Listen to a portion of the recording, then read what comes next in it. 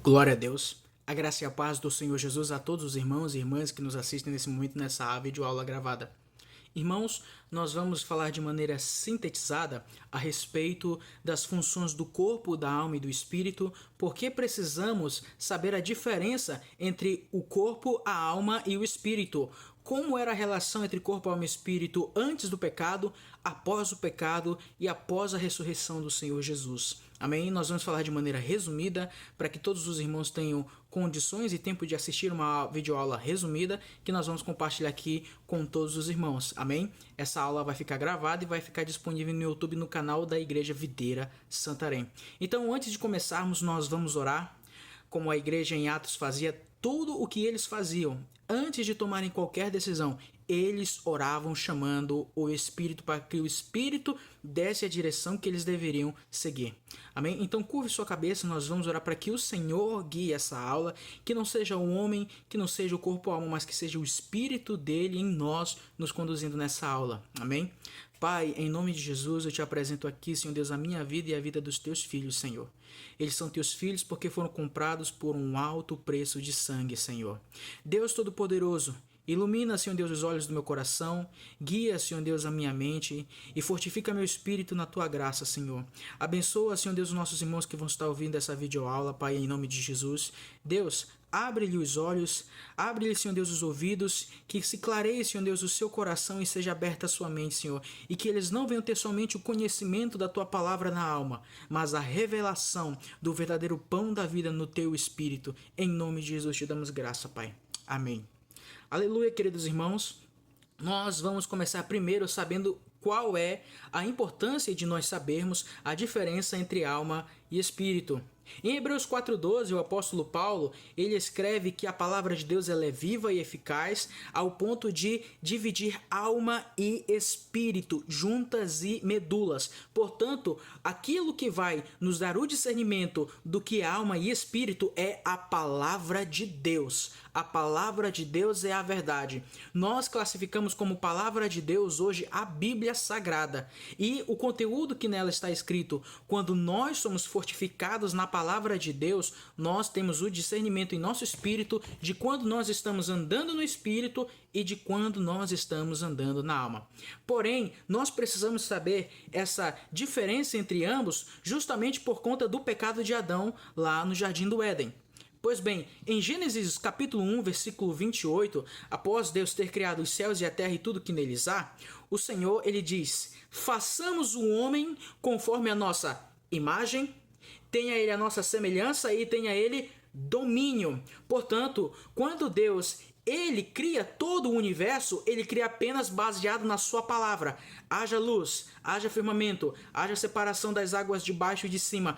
Porém, no que se refere ao homem e à mulher, o Senhor disse, façamos. Até mesmo a palavra façamos não foi uma palavra no singular, e sim no plural. Portanto, Deus ele não estava falando sozinho, ele estava conversando com mais alguém. E esse alguém é o Filho e o Espírito Santo de Deus. Nós sabemos que Deus ele é Espírito. João 4:24 diz, Deus é Espírito. Importa que os seus adoradores o adorem em espírito e em verdade.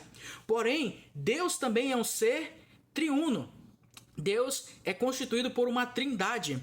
Deus Pai, Deus Filho e Espírito Santo. O Deus Criador, o seu Filho Jesus Cristo e o Consolador que é o Espírito Santo. Portanto, quando Deus diz façamos, o Senhor está conversando com Ele mesmo, com o próprio Senhor Jesus e com o Espírito Santo, e isso se confirma na sua palavra. Portanto, quando Deus diz façamos o homem conforme a nossa imagem. Quando Deus fala a respeito de imagem, a imagem do homem foi criada à imagem de Deus. A primeira coisa que nós pensamos é que se refere ao aspecto físico, carnal, terreno. Também o é, mas não é somente isso.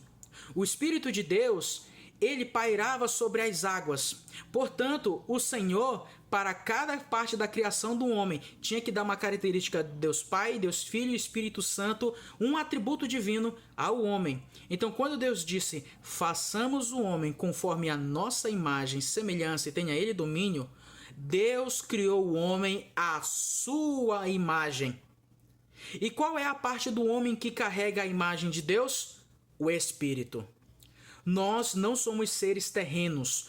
Nós somos seres espirituais que possuem uma alma vivendo uma experiência terrena aqui na terceira dimensão, tempo, espaço e matéria. Você entende? Você não é um ser humano comum, você é um ser espiritual que tem uma alma e habita no corpo e está vivenciando uma experiência terrena. Portanto, por isso que a palavra de Deus reafirma que a nossa morada não é aqui, e sim nos céus, onde Deus habita. Por isso o apóstolo Paulo diz que nós devemos buscar as coisas do alto, onde Cristo vive, que são as coisas espirituais, que são as coisas do Espírito. Portanto, o Espírito do homem possui a imagem de Deus. No que se refere à semelhança, entra aí a característica de Cristo, porque enquanto a imagem se refere ao espírito do homem, a semelhança se refere à alma do homem. Portanto, a alma do homem carrega a natureza e a semelhança do Deus Filho, ou seja, de Jesus Cristo. A nossa alma, quando foi criada por Deus, ela carregava a imagem do próprio Deus, que é o nosso espírito, e carregava a semelhança do seu Filho, Cristo Jesus, em nossa alma. Ou seja, a natureza de Cristo habitava a nossa alma. A nossa alma foi criada segundo a natureza de Cristo. Você entende? Depois nós vamos compartilhar a respeito das funções do espírito, alma e corpo para esclarecermos melhor essa situação. Portanto, Cristo, ele foi criado como Filho de Deus e a nossa alma carrega o atributo da natureza de Deus, porém antes do pecado. E o nosso corpo carrega a autoridade do Espírito. O homem, na natureza carnal, ele foi criado à imagem do Espírito. Tanto é que o apóstolo Paulo afirma que nós devemos cuidar deste corpo, porque ele é a habitação do Espírito Santo, ele é o templo do Espírito Santo. Portanto, o nosso corpo não é propriamente nosso. Ele é do Espírito Santo, porque a imagem do Espírito Santo ele foi criado. Portanto, nós temos Deus Pai, Jesus Cristo e o Espírito Santo. E nós fomos criados com o Espírito que tem uma alma e habita no corpo. Nós fomos feitos à imagem de Deus, à semelhança de Cristo e à autoridade do Espírito Santo aqui na terra. Porém, antes do pecado. Amém? Espero que essa parte aqui esteja bem esclarecida para todos os irmãos. Portanto, entretanto, todavia, entra um personagem na história que queria ter acesso a tudo aquilo que nós hoje temos, que é o maligno. Satanás, ele corrompeu a alma do homem, transformou o nosso corpo em escravos do pecado e separou o nosso espírito de Deus. E é aí que acontece a grande consequência do pecado que nós vamos falar agora. Satanás foi criado segundo a vontade de Deus e se chamava Lúcifer. Portanto, numa passagem em Ezequiel 28 e Isaías 14, é relatado que o querubim da guarda, que era Satanás, ele queria assentar o seu trono acima do trono de Deus, nas mais altas nuvens, e ele diz: serei semelhante ao Altíssimo. Portanto, o que Satanás queria era ter o trono de Deus, a semelhança de Cristo e a autoridade do Espírito sobre toda a criação. Portanto, Deus o destituiu e o expulsou do terceiro céu. E Deus criou o homem com os atributos que Satanás queria usurpar. Você e eu carregamos a imagem de Deus, a natureza de Cristo e o templo do Espírito Santo. Por isso que a palavra diz que nós somos feitos à imagem de Deus. Você tem aquilo que Satanás queria, que anjos e demônios queriam e não tem. Você foi criado à imagem de Deus, à semelhança de Cristo e é o templo do Espírito Santo. Você é agraciado por Deus, querido. Você é abençoado por ser gratificado com essa bênção de ter sido criado à imagem e semelhança do Altíssimo. Portanto, o homem foi colocado na terra para governar toda a criação. Porém, no Jardim do Éden nós tínhamos 3 tipos de árvore. Uma que aponta para o corpo, outra que aponta para a alma e outra que aponta para o espírito. As árvores do Jardim do Éden, que era o Jardim de Delícias, era para alimentar o corpo. A árvore da vida, o qual foi plantada no centro do jardim, era para alimentar o espírito do homem e lhe dar a vida eterna. Porém, havia apenas uma árvore, que era a árvore do conhecimento do bem e do mal, que pertencia somente a Deus. Essa árvore alimenta a alma. Portanto, Deus criou o homem para ter apenas o seu corpo fortalecido e o seu espírito alimentado. Porém, Deus decidiu dar escolha ao homem se ele alimentaria a sua alma ou não. Portanto, antes do pecado, a nossa comunhão com Deus era primeiro espiritual, depois era no nível da alma e por último no nível do corpo. Porém, quando o homem pecou, desobedecendo a ordem divina, essa ordem se inverteu. Agora o homem é corpo, alma e o espírito fica por último. Agora, não são as coisas de dentro para fora, é aquilo que vem de fora para dentro. Hoje, por causa do pecado, nós somos contaminados por coisas que estão ao nosso redor e entram no nosso consciente, na nossa psique, na nossa alma por meio da visão, da audição, do tato, do olfato, ativando a nossa memória, nostalgia, lembrança, ativando em nós vontade de fazer coisas erradas, tudo manipulado pelas emoções, tudo planejado pela mente e tudo cumprindo para que você exerça a vontade daquilo que você está sentindo simplesmente pelo que você viu, ouviu ou fez. Então, quando o homem tinha comunhão com Deus, o espírito governava a alma que habitava um corpo.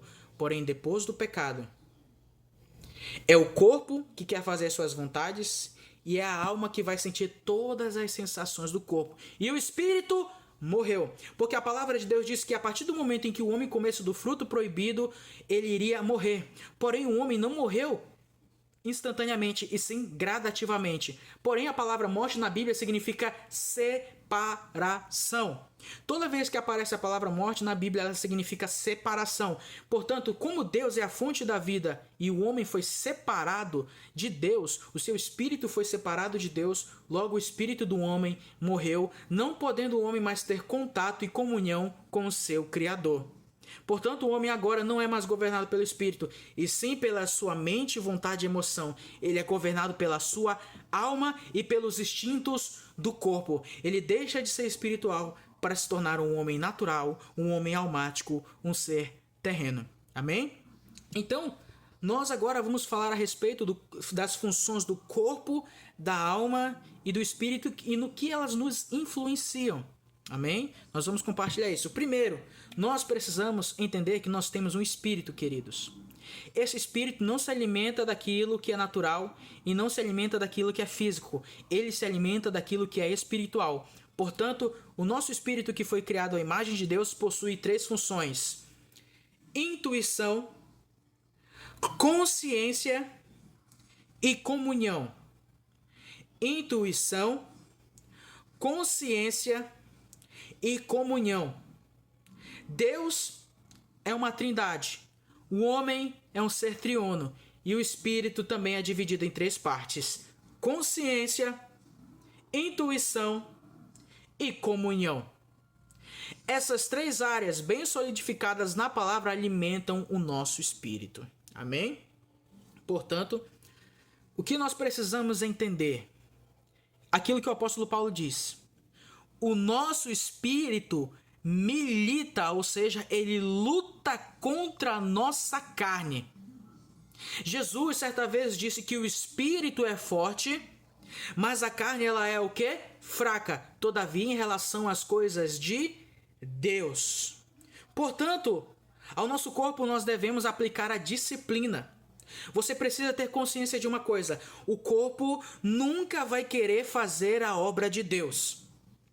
O corpo para as coisas de Deus, para uma célula, para um culto, para uma visita, para uma celebração, o corpo nunca estará disposto a realizar e fazer as obras de Deus. O corpo corrompido pelo pecado, ele irá querer fazer aquilo que lhe apraz, os desejos da carne. Portanto, aquilo que agrada a alma é o corpo terá disposição de fazê-lo. Seja jogar um futebol, seja viajar. Não que fazer essas coisas seja pecado, antes que nós caiamos no engano. Nada que essas coisas, elas não são em si pecado, mas você precisa entender que o corpo tem uma disposição imensa para viajar 100 quilômetros, mas não tem disposição para ir à igreja que é mais perto. Você entende?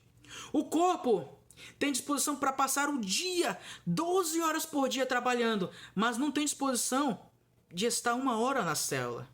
O corpo, ele se dispõe a praticar qualquer coisa desde que não seja a obra de Deus. Portanto, você precisa disciplinar o corpo. Amém? Então, voltando à questão do espírito. O nosso espírito, ele tem intuição, consciência e comunhão. Nós vamos falar a respeito da intuição. O que é a intuição?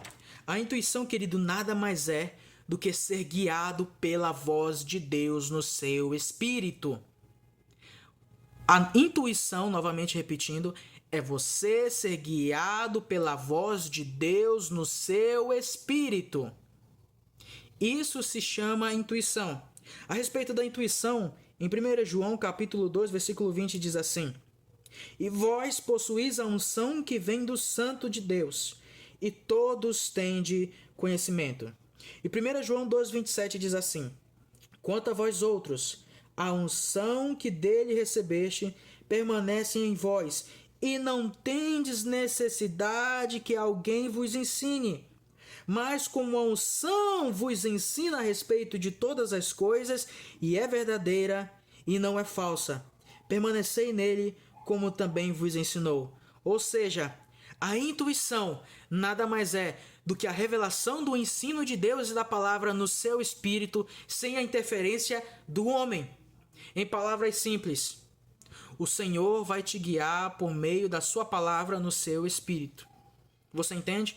Há alguns casos, já aconteceu até comigo mesmo, de muitas das vezes, quando eu era mais novo, não tinha tanto conhecimento da palavra, mas quando eu ouvia certos irmãos ministrando, ou certos pregadores da prosperidade pregando, parecia bonito, parecia de acordo com a palavra, mas algo dentro de mim não concordava com aquilo. A mente entendia uma coisa, a mente olhava a pregação e falava assim: faz sentido, tem lógica, pode ser verdade. Mas o espírito dentro de mim, que eu não o discernia no tempo, se incomodava. Algo não testificava com aquilo que aquele homem falava. Por que isso, querido? Porque a partir do momento em que você nasceu de novo por meio da salvação pela fé e pela graça, quando você confessou o Senhor Jesus como seu único e suficiente Salvador, toda a palavra de Deus e todas as vontades de Deus são enxertadas no seu espírito. Amém? Então, essa é a função da intuição. A intuição tem como por obrigação fazer com que você tenha revelação da palavra, ainda que a sua mente não a conheça. Há momentos que talvez vocês já passaram em que alguém tentou persuadi-los a fazer alguma coisa contra a palavra, e apesar de você não conhecer a palavra, talvez você tenha dito: olha, eu não entendo da Bíblia, mas alguma coisa dentro de mim não é de acordo com isso que você está falando. Entende? Isso é a intuição. É o conhecimento de Deus dentro do seu espírito. Ainda que você não conheça com a sua mente a palavra, o espírito tem toda a palavra dentro de você. Porque o Espírito, ele veio testificar as coisas que Jesus disse. Quando Jesus, antes de morrer, ele disse: eu vou para o Pai, mas vou deixar um Consolador, e ele vos lembrará das coisas que vos tenho dito. Portanto, não é a mente, é a intuição que está no nosso espírito, que nos traz discernimento a respeito das coisas espirituais da palavra de Deus. Você entende? Então, o nosso espírito, ele possui uma intuição. Intuição é diferente de adivinhação. O apóstolo Paulo repreendeu um espírito de adivinhação de uma jovem que afirmava que ele era o ungido de Deus. O que ela falava era verdade, porém o espírito era enganoso, era o espírito de Satanás.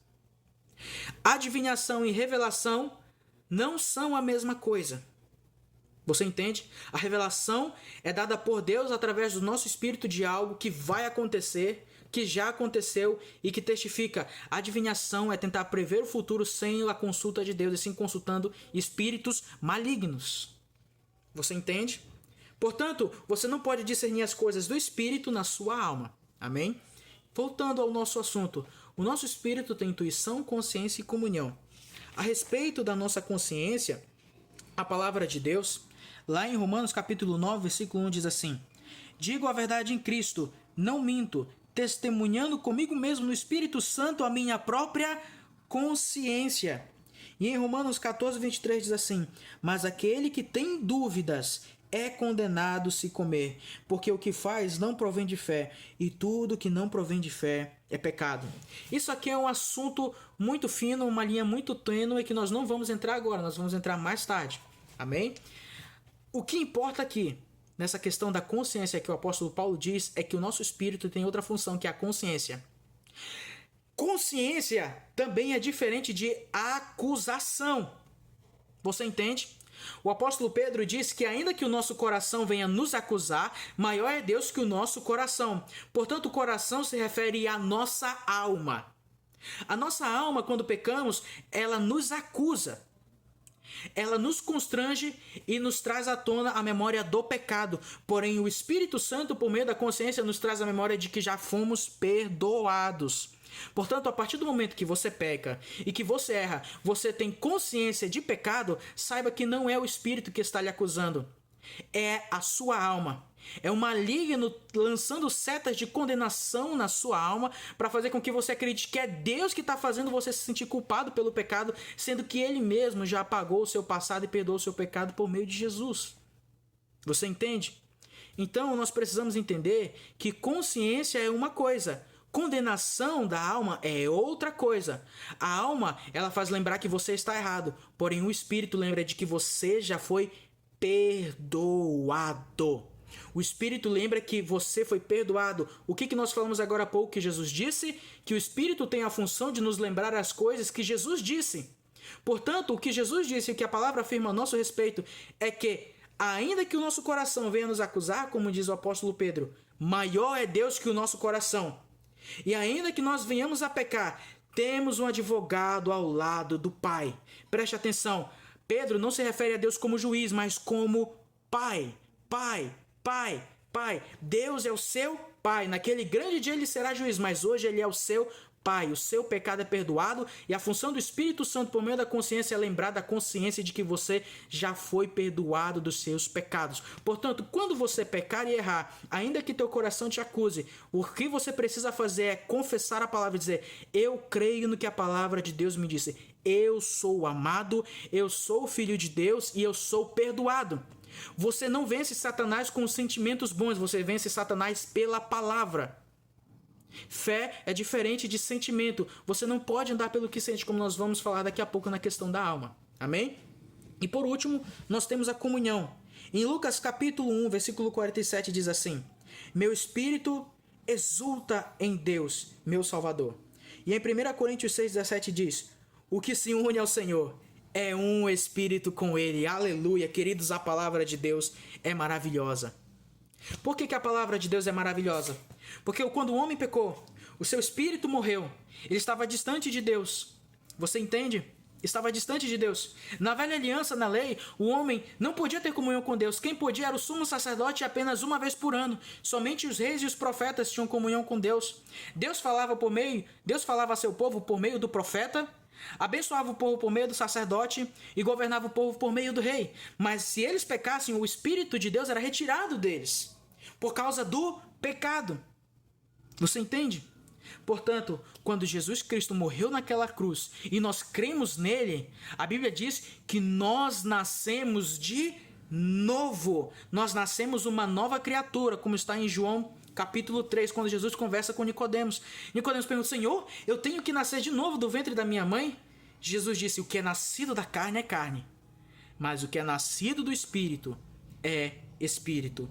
Portanto, quando você crer no Senhor Jesus e confessa Ele como seu único e suficiente Salvador, quem nasce nova criatura não é o corpo, não é a alma, é o Espírito. O seu espírito, que antes estava morto por causa do pecado e separado de Deus, agora, além de nascer de novo e ser uma nova criatura, é um com Deus. É um com Deus. Você não precisa mais de um intermediador. Se você quiser orar hoje com Deus, você basta dobrar o seu joelho aonde você está e você tem direto acesso total a Deus. Sem interferência humana, você pode falar com Deus. E aonde entra a comunhão nisso? Há muitas crentes e muitas pessoas que, por saberem disso, dizem: eu não preciso então congregar. Eu não preciso ir para a célula. Eu não preciso ir para o culto, porque eu sou a igreja e Deus está em mim. É verdade, porém se esquece do fato da comunhão. E comunhão não se cria sozinho. A Bíblia fala que o corpo de Cristo é a igreja, e a igreja é a junção de judeus, de bárbaros, de gentios. Como diz lá em 1 Coríntios, não existem mais judeus, não existem escravos, não existem ricos e pobres, não existem livres e presos. Todos eles agora deixaram de ser tudo isso para se tornarem um, o corpo de Cristo. Portanto, nós somos a igreja no todo. Eu sozinho não sou a igreja. Eu faço parte do corpo da igreja. E o corpo da igreja é a união de todos os irmãos juntos e unidos em um lugar, com o propósito de adorar a Deus e ter comunhão uns com os outros. É para isso que serve o culto. É para isso que serve a célula. Para que nós possamos exercitar essa função do Espírito, a comunhão, de compartilhar a palavra, de derramar uma palavra de unção, de pedir a Deus e clamar o seu favor e a sua bênção sobre a nossa vida. Você entende? Portanto, uma andorinha só não faz verão. Nós não trabalhamos sozinhos. Nós somos o corpo de Cristo que depende do cabeça, que é Ele próprio. Você entende? Então, esse é o Espírito. O Espírito precisa se alimentar da árvore da vida, que é a palavra de Deus. Jesus disse, as palavras que eu vos tenho dito são Espírito e são vida. João 6,63 diz essa referência. Portanto, como é que você vai ser chamado para orar? Ô, irmão Mateus, eu não sinto vontade de orar. Eu não tenho aquele anseio de orar. Acredite, o corpo não tem. A alma não quer. Por que eles não querem? Porque eles ainda estão em processo de transformação, que nós vamos falar a respeito disso nas próximas aulas, tá bom? Para nós não sermos muito prolixos aqui na nossa aula. Então, o que acontece? Nós precisamos entender, você e eu, precisamos entender que a palavra de Deus é a vida que alimenta o nosso espírito. Jesus venceu Satanás no deserto em Mateus capítulo 4 pela palavra. Ele não se defendeu contra Satanás dizendo por causa do seu bom comportamento ou porque ele era o filho de Deus. Ele venceu Satanás em Mateus capítulo 4 pela palavra. E nós vamos falar, eu quero falar algo para os irmãos aqui rapidamente, abrindo um parêntese. Nós precisamos ler a Bíblia não somente com o intuito de ter estudo teológico e conhecimento. Você entende? Um exemplo, imagine que isso aqui é um pão, né? Como eu falei na célula, isso aqui é um pão. O que é um crente que só estuda a palavra? Ele olha o pão e diz, nossa, esse pão tem fermento, tem trigo, ele é a tantos graus, ele é aquecido, ele precisa de tanto tempo para ser formado. Ele estuda o pão, mas ele não come. Ele não pega a revelação para dentro dele. Ele tem apenas o conhecimento na mente. Ele tem a revelação do pão, o conhecimento do pão na mente, mas ele não experimenta. Então, se você pegar a Bíblia apenas com a intenção de estudar a palavra, de ter apenas o conhecimento da palavra, isso alimentará apenas a sua alma e não o seu espírito. Irmão Mateus, como eu posso ler a Bíblia me alimentando do Espírito e não adquirindo somente conhecimento? Orando a palavra. Você pega o versículo que você está lendo e ore aquele versículo sobre a sua vida. Salmos 23 diz, o Senhor é meu pastor e nada me faltará. Ele me faz repousar em pastos verdejantes. Você vai ler aquele versículo e diz, Senhor, Tu és o meu pastor e nada vai me faltar. Porque ainda que eu ande no vale da sombra da morte, eu não temerei mal nenhum, porque o Senhor está comigo. Você traz aquele versículo para a sua realidade. Jesus disse para os fariseus certa vez, vocês julgam e examinam as escrituras pensando que nelas tem a vida, porém vocês não vêm a mim para terem vida.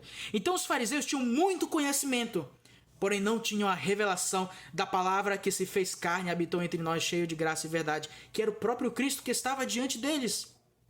Você entende? Quando você ler a Bíblia, antes de ler a Bíblia, ore. Você ore, Senhor, me dê revelação da Tua palavra. Eu não quero mero conhecimento da letra, porque a letra mata, mas o Espírito vivifica. Portanto, Senhor, eu quero ler a Tua Bíblia e eu não quero entender na mente, eu quero me alimentar da Tua palavra. Queridos, vai ter momentos que você vai ler a Bíblia e vai chorar. Leia o livro de Jó, leia o livro de Salmos. Talvez você, poxa, eu não sei ler, eu não gosto de ler. Comece pelos livros pequenos. 1 João, 2 João, 3 João, o livro de Judas, o livro do apóstolo Pedro, o livro de Filemão, que só tem 1 capítulo e 22 versículos. Você entende? Comece pelas coisas pequenas, alimentando seu espírito, e ele vai crescendo de glória em glória. Aleluia?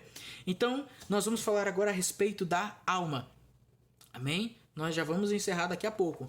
nós vamos falar a respeito da alma, queridos. E é aí que entra o X da questão.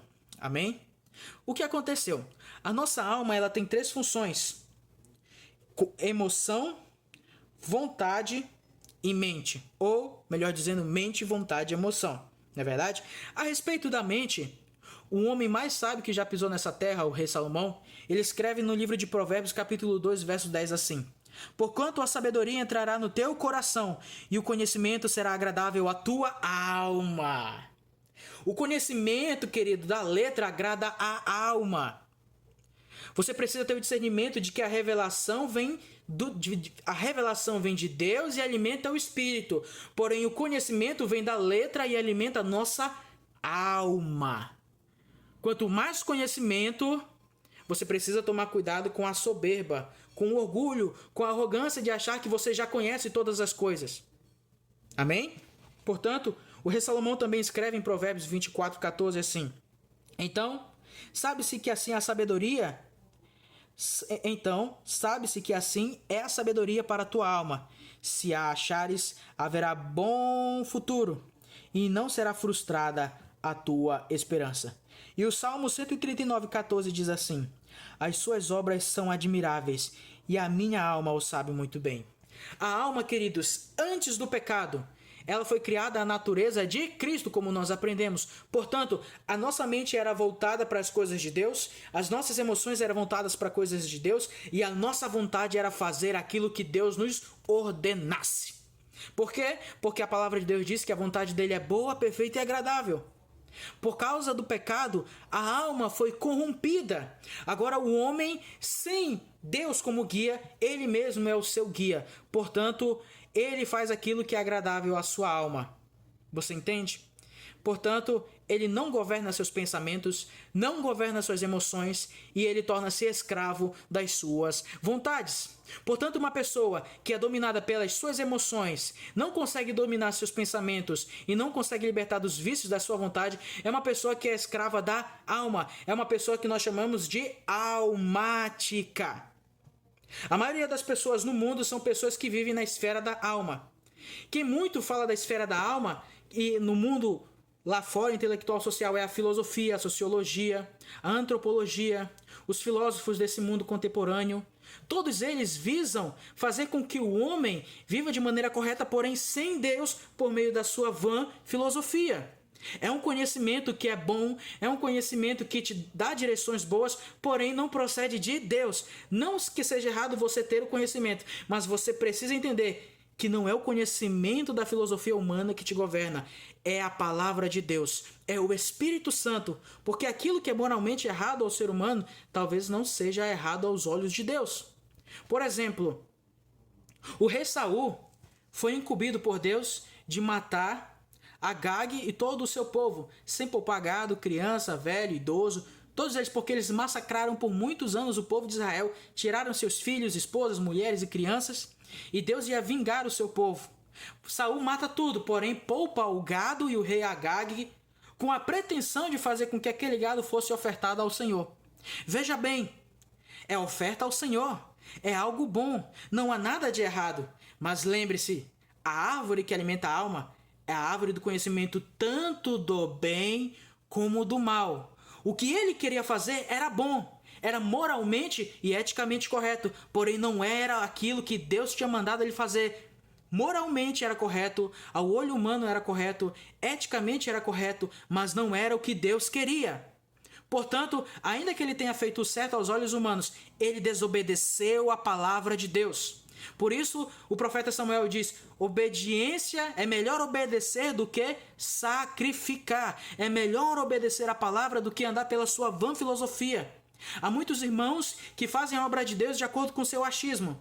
Ele diz: eu não acho que a obra de Deus exige isso. O que eu acho é que Deus ele quer que a gente viva assim, assim, assim, assim. Não, eu não acho que Deus se incomode com esse pecado que eu pratico. Não viva de acordo com a sua filosofia daquilo que é certo e errado. As pessoas, pecadores morais, eles vivem de acordo com o certo e o errado. Nós não. Nós vivemos pela direção do Espírito Santo de Deus. Amém? Portanto, se sois do Espírito, sois também filhos de Deus, como diz o apóstolo Paulo. E se nós somos filhos de Deus, somos guiados pelo seu Espírito. Amém? Portanto, tomemos cuidado com o mero conhecimento. O conhecimento alimenta a alma, mas a revelação da palavra de Deus alimenta o nosso espírito. Amém? Portanto, nós vamos falar agora da segunda função da alma, que é a vontade. No livro de Jó, o homem mais sofrido da Bíblia, capítulo 7, versículo 17, diz assim: pelo que a minha alma escolheria antes ser estrangulada.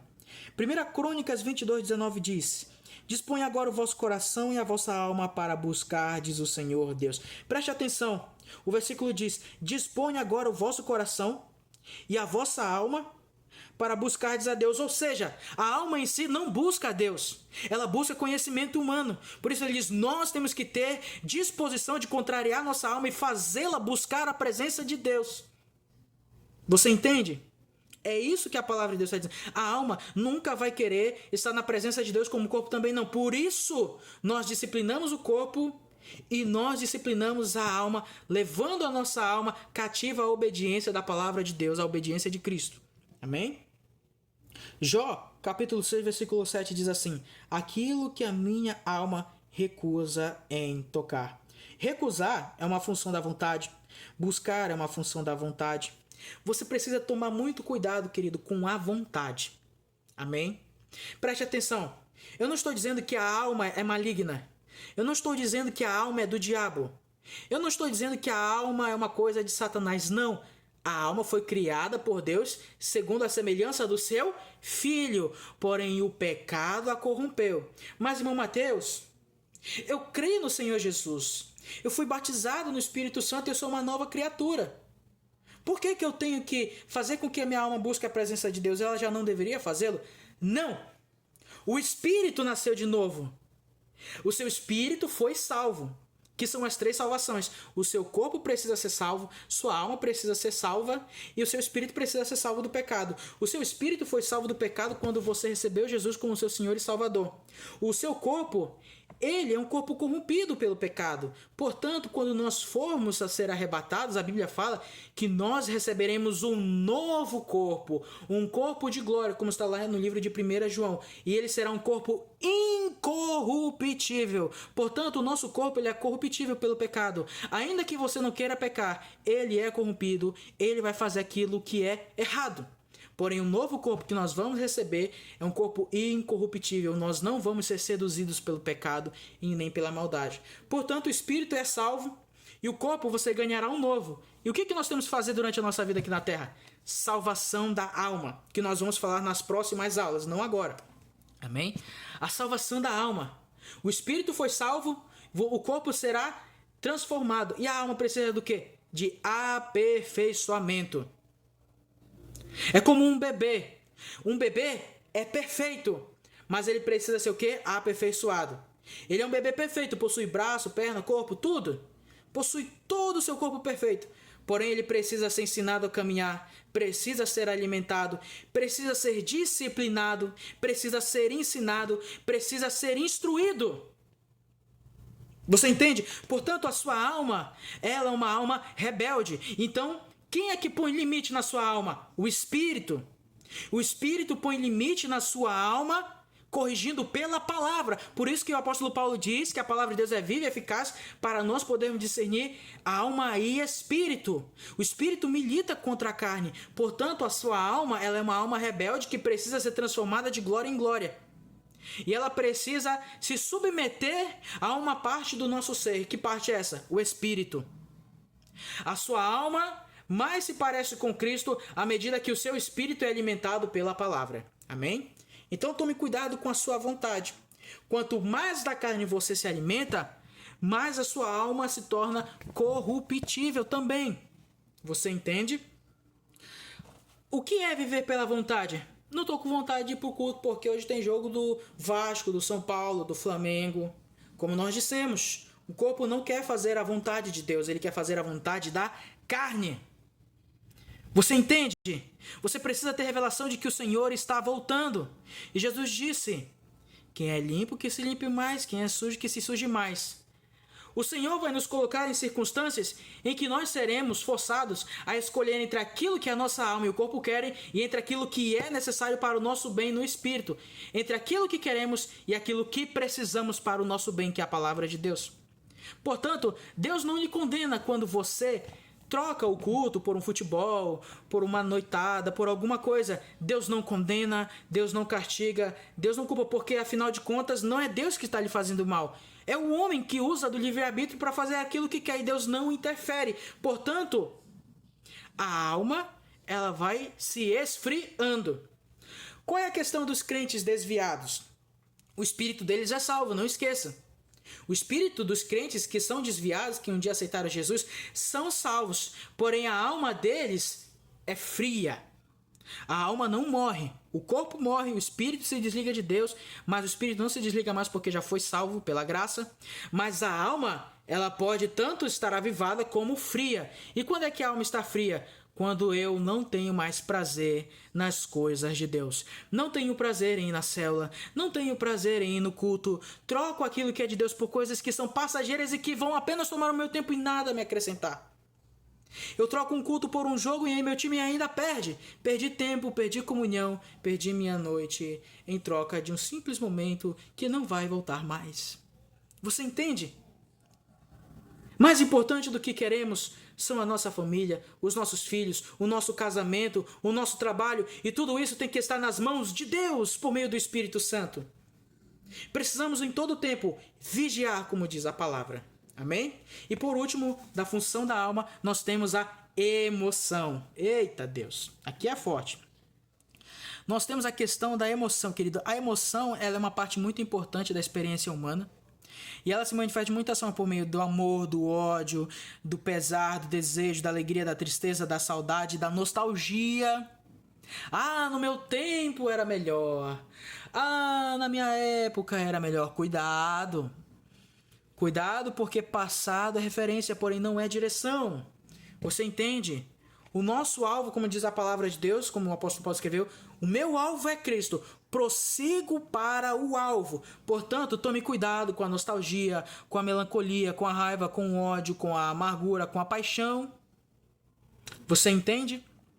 Com a paixão. Então, a respeito da emoção, a palavra de Deus, ela é muito clara conosco. O que aconteceu com o apóstolo Pedro quando ele negou Cristo 3 vezes e Cristo olha para ele? Ele sente amargura. O que aconteceu com Judas quando traiu Jesus? Ele sentiu condenação. Olha, vamos usar aqui, por exemplo, as 3 funções da alma no que aconteceu com Pedro e com Judas. Como a alma interferiu na vida de Judas? Ele traiu o Senhor. A mente manipulou, o corpo executou a vontade. Porém, na área da emoção, houve o quê? Remorso. Remorso não é arrependimento. Arrependimento é metanoia. É quando você diz, não quero mais fazer isso, vou tomar uma outra mudança na minha vida, um outro caminho que é o caminho correto. Remorso é apenas sentir culpa por aquilo que você fez de errado. Você entende? Isso é remorso. Portanto, Judas sentiu remorso e não arrependimento. Então o que aconteceu com Judas? Satanás setou a sua mente com acusação, setou as suas emoções com remorso, e ambas trabalharam juntas para executar apenas uma única vontade naquele momento, que era assim enforcar. O corpo ele executa as vontades ou da alma ou do espírito. Portanto, naquele momento, Judas se deixou levar pelas suas emoções, maquinou a sua morte por meio da mente, executou a sua morte por meio da sua vontade. Olha como a alma trabalha. A alma trabalha dessa forma. Você precisa santificar a sua emoção, santificar a sua vontade e a sua mente. Elas precisam ser levadas cativas a Cristo. Você entende? Na questão do apóstolo Pedro, ele negou 3 vezes o Senhor, ele sentiu a amargura, que é outra emoção. Amargura. Eu não devia ter feito isso. Eu errei em fazer isso. E ele, assim como Adão no jardim do Éden, se esconde da face de Deus. Porém, como Deus é bom. Quando Jesus Cristo ressuscitou e apareceu às mulheres, Maria e às outras, Jesus diz assim: avisai aos discípulos que eu estou vivo. E a Pedro. O Senhor amava tanto a Pedro e sabia tanto da condenação que ele estava sentindo, que o Senhor fez questão de mencionar o nome dele. E a Pedro, diga a Pedro que eu ressuscitei, que ele é perdoado, que eu o perdoo. Você entende? A alma, ela só é feliz quando ela é governada pelo Espírito. Portanto, tome cuidado com a filosofia. Ela não é ruim, porém não é o caminho de Cristo. Você entende? O homem busca pela felicidade. Para o homem, segundo a sua alma, a felicidade é a extensão de um momento de prazer e alegria eternamente. A felicidade para o ser humano, segundo a alma, nada mais é do que uma tentativa humana de tentar voltar para o paraíso do qual ele foi expulso. A verdadeira felicidade não está na alma, não está nos prazeres da carne. A verdadeira felicidade está em Deus, porque em Deus, quando o Senhor voltar, não haverá choro, nem morte, nem miséria, nem tristeza, nada disso. Nós seremos eternamente felizes. Portanto, não viemos a esse mundo para viver a felicidade, mas para cumprir o propósito de Deus, porque a verdadeira felicidade está em Cristo. Felicidade não são momentos de alegria ou prazer, é ter paz de espírito em tribulações. Você precisa ter paz nas tribulações e fazer com que a sua alma seja governada pelo seu espírito. Quando Jesus estava na tempestade, juntamente com os discípulos, enquanto os discípulos ficavam gritando, estavam com medo e dizendo que iam morrer, o que Jesus fazia na tempestade? Dormia, descansava. Entende? Ele não deixava o medo governar. Não é errado que você tenha medo. Não é errado que você tenha dúvida. Mas você precisa entender que quando a dúvida na sua alma vier, tenha a fé. Quando a tristeza e a melancolia na sua alma vier, pratique a palavra. A alegria do Senhor é a nossa força, como diz a palavra. Quando você se sentir fraco, lembre-se do que a palavra de Deus diz, que o apóstolo Paulo escreveu. Quando sou fraco, então sou forte. Por quê? Porque o poder de Deus se aperfeiçoa na nossa fraqueza. Não podemos fazer a obra de Deus na nossa vontade, na nossa força. Porque a palavra de Deus diz que Ele efetua em nosso espírito tanto o querer como o realizar. Portanto, quando você for fazer a obra de Deus, não faça de acordo com a sua vontade, não faça no nível da alma, faça na intuição, na comunhão e na consciência do Espírito. Amém? Amém? E vamos concluir aqui nesses minutos finais a respeito do corpo. Amém? O corpo, querido, ele tem aqueles tradicionais 5 sentidos: visão, audição, tato, paladar e olfato. Amém? Mas eu acho muito interessante que nosso pastor Aloysio, ele coloca também outras 3 funções do corpo interessantes, que é, primeiro, da sensação. Segundo, da locomoção. E terceiro, do instinto. Você entende? A sensação é a porta do nosso ser e constitui os 5 sentidos do corpo. Tudo o que entra em nossa alma entra através dos 5 sentidos. Se desejamos obter vitória sobre o pecado, precisamos disciplinar o nosso corpo para que através dele não entre nada sujo ou pecaminoso. Ou seja, quando a sua alma está triste, está fraca e você não sente a presença de Deus ou não quer servir a Deus, isso significa que ou você tem visto coisas que não são de Deus, ouvido coisas que não são de Deus e se alimentado de coisas que não provêm de Deus. Por quê? Porque Deus trabalha de dentro para fora, mas Satanás trabalha de fora para dentro. Ele interfere na sua alma, fazendo você lembrar de algo do passado, sentir um perfume do passado, olhar alguma coisa indevida, provar alguma coisa que te lembre algo ruim ou triste, ouvir palavras de maldição que você deixa entrar no seu coração e te trouxeram traumas, bloqueios, tristezas, mágoas do ressentimento, mágoas na família, que nada mais são quando você permite que as palavras de maldição entrem nos seus ouvidos e se alojem na sua alma. Você entende? Não estou dizendo aqui que você precisa ser perfeito, querido. Estou dizendo que você precisa levar a sua alma, o seu espírito. Não vamos acertar todo o tempo. Vamos errar, vamos falhar, mas como eu disse anteriormente, maior é Deus do que o nosso coração e temos um advogado de junto ao Pai e a consciência do Espírito reafirma que somos perdoados, totalmente perdoados. Amém? Da locomoção. Evidentemente, é a função do nosso corpo se locomover. Ele é a parte mais inferior tem contato com o mundo físico e é impossível perceber as coisas espirituais. Portanto, tome cuidado. Não é porque você sentiu glória, um arrepio, que seja uma coisa do espírito. Talvez seja apenas uma sensação do corpo, uma emoção da alma. Isso interfere muito nos louvores. Existe uma diferença entre louvor e música gospel. Existem muitas pessoas que ouvem as músicas gospel na alma e dizem: eita, eu estou sentindo a presença de Deus. Mas a letra não coincide com a palavra. A letra enaltece o homem. A letra faz com que Deus seja servo do homem. A música é apelativa aos sentimentos do homem. As músicas gospel fazem com que você chore, você se derrame, mas na emoção não causa transformação. Qual é a diferença de música gospel para louvor? O louvor sempre enaltece a Deus. Você fortifica o seu espírito orando, lendo a palavra e louvando. Você ora a palavra lendo e você canta louvores.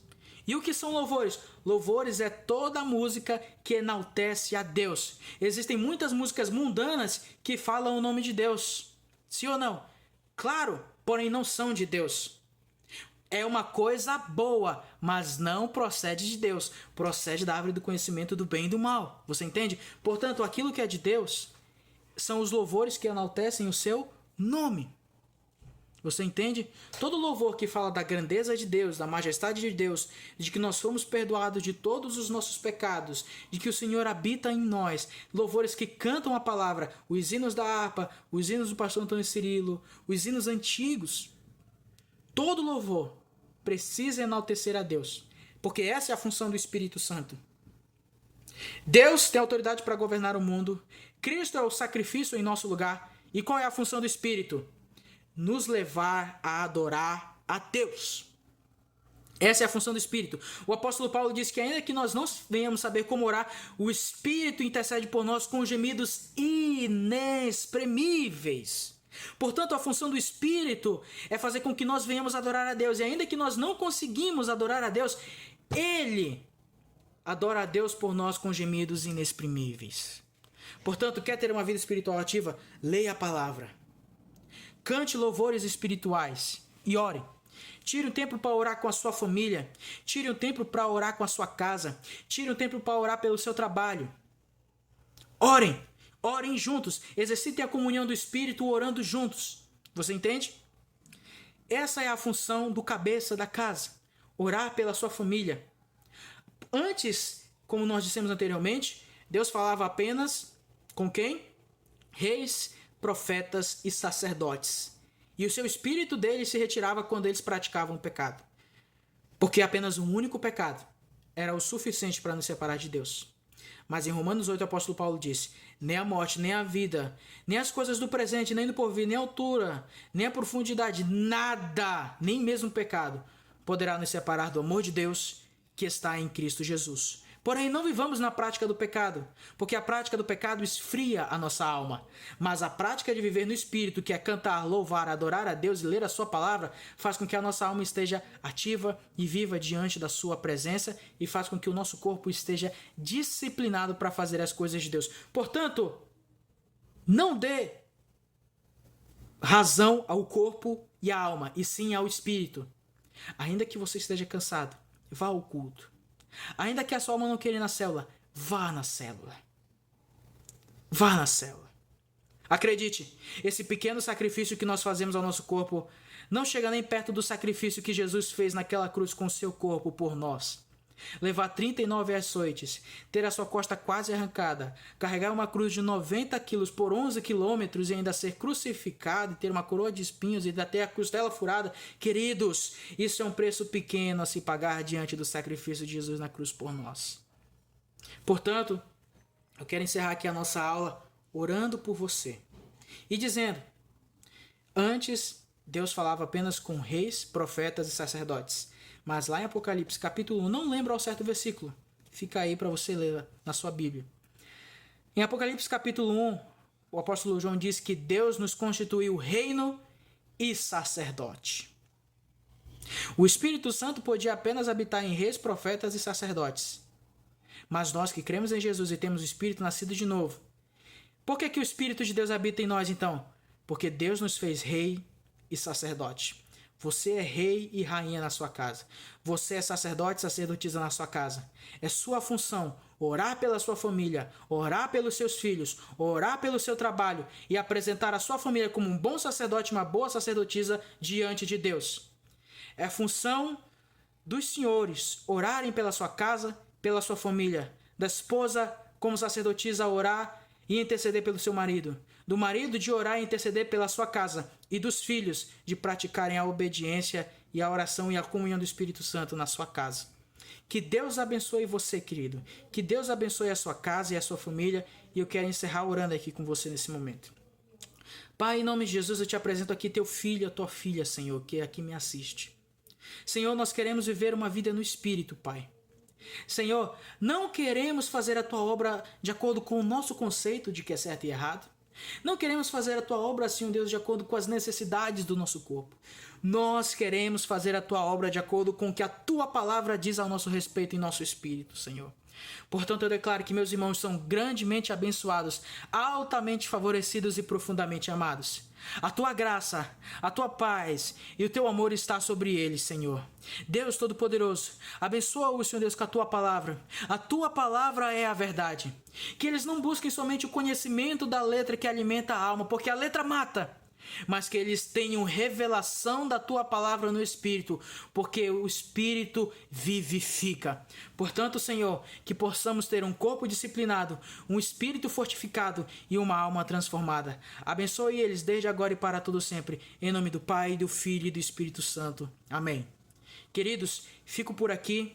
Que Deus abençoe a sua vida e nos vemos na próxima aula. Que Deus abençoe vocês e guardem a fé, irmãos. Graça e paz.